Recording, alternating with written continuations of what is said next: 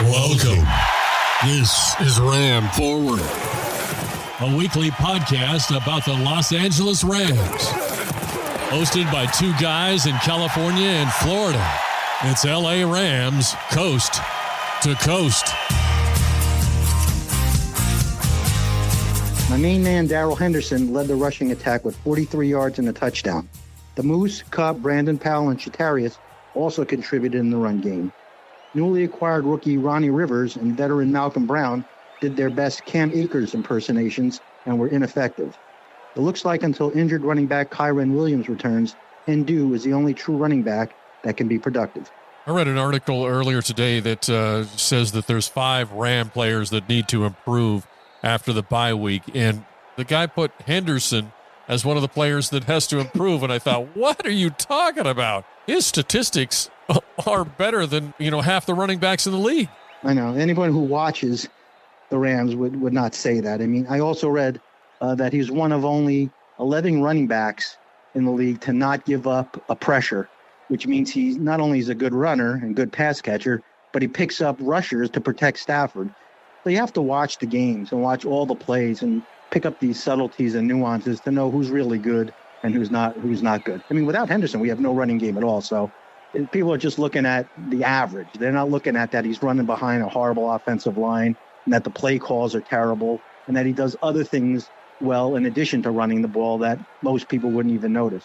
Yeah, since you mentioned that in the Super Bowl, that after OBJ went out, that Henderson was lining up in the receiver position, I've been watching that, and he in that last game, he did line up quite a few times, and that just goes to show you that that he senses the urgency, which Sean McVay has been trying to tell Cam Akers that he hasn't been playing with any urgency, and that's why I think that Cam Akers is down the road. It's like they're banging their head against the wall, and he's not listening. So I heard too that he wanted more carries, and what are you talking about? Why should you get more carries when you don't deserve more carries? Yeah, I know. He doesn't block. He won't block. He's lost his burst. Yeah. But with Henderson, he's a real we not me guy. He does everything that they ask of him. He does everything well. He never complains, whatever you tell him to do. In fact, in a lot of games, he actually got more snaps than Akers, but he wasn't running the ball. They were putting him in to block because he's such a good blocker. He's actually being penalized. He's not even getting runs because they're putting him in to block because Akers can't or won't block, so they have to put somebody in the backfield to protect Stafford. And so he does it, doesn't complain. He just does what they ask of him. And he's always there. Yes, he gets injured once in a while, but all running backs get injured. So that's why he's my favorite guy. He's grossly underappreciated. I appreciate what he does, but he can't carry the load alone. He's not a 25 touch a game guy. He's not built that way. He's not intended to be that way. He's like a change of pace back, maybe 10, 15 touches, but they're going to have to get another back to get the other 10 to 15 touches, or Henderson's not going to make it the whole year. So there's talk about, of course, Kyren Williams comes back, but there's a lot of talk about bringing in a veteran running back before the trade deadline, which is, I think, November 1st. So we'll see how that shakes out. We should have updated information next week as after this game that's being played by the rest of the league, because the Rams are on a bye. There'll probably be some activity shortly after that, and maybe Akers will get moved. Yeah. I've seen some trade proposals for Christian McCaffrey, but he can, in the short term, bring something. It just depends on, how much we had to give up to get him. But right. We don't have a lot. We don't have much draft capital, and whom are we going to trade that's of any value? We have very little depth anywhere. I'm trying to figure out what we could trade. We don't have draft picks to trade. I can't imagine that they would want Cam Akers. If they traded McCaffrey, they'd have to get a running back of some sort.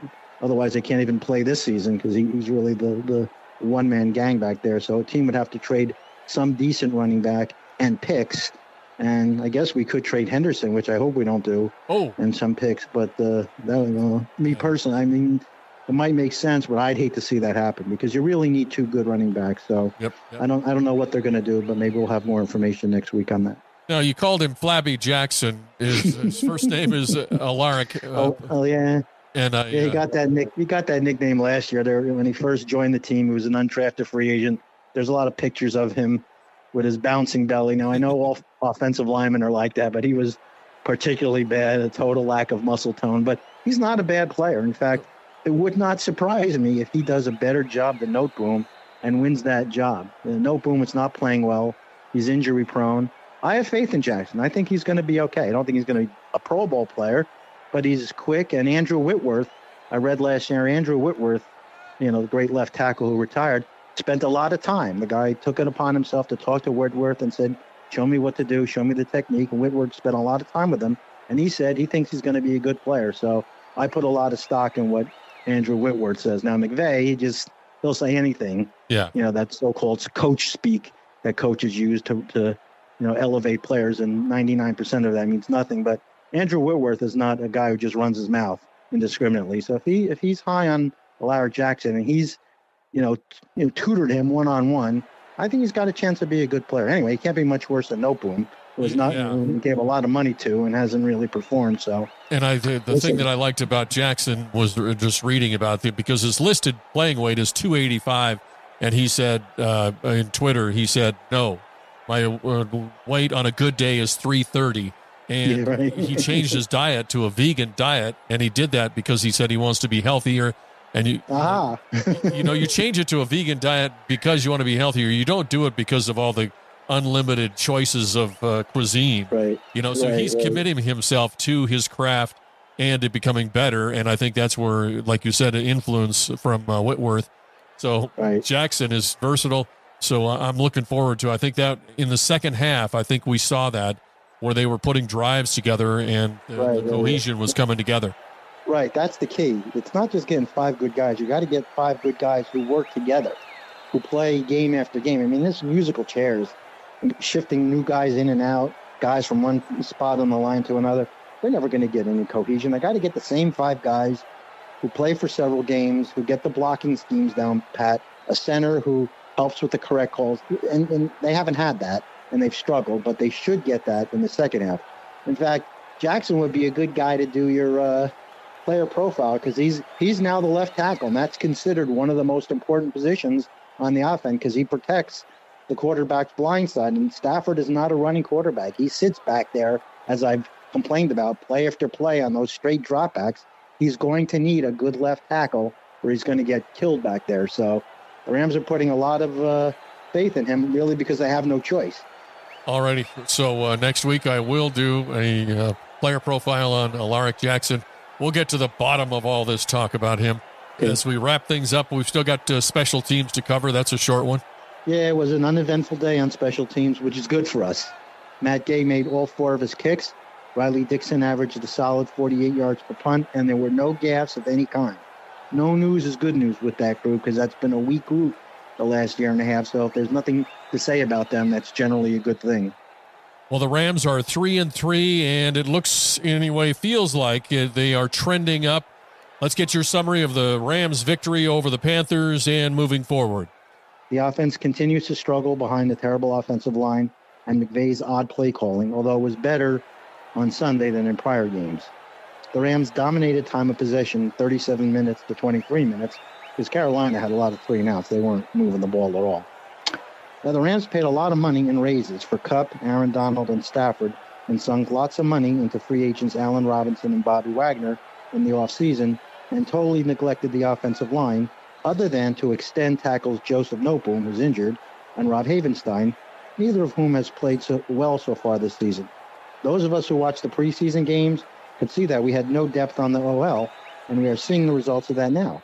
We could see that Evans and Colonnay, they couldn't even block other teams' second stringers in the preseason.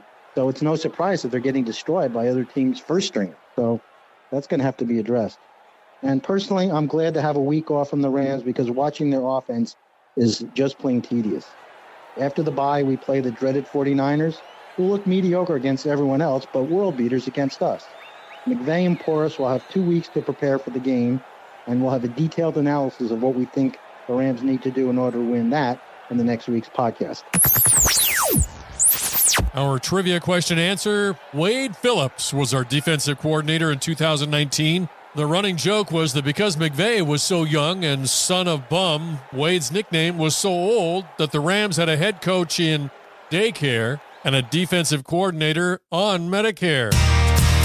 This has been the Ram Forward Podcast. We ask that you like and subscribe on your favorite podcast platform. And if you really like the show, feel free to write a review.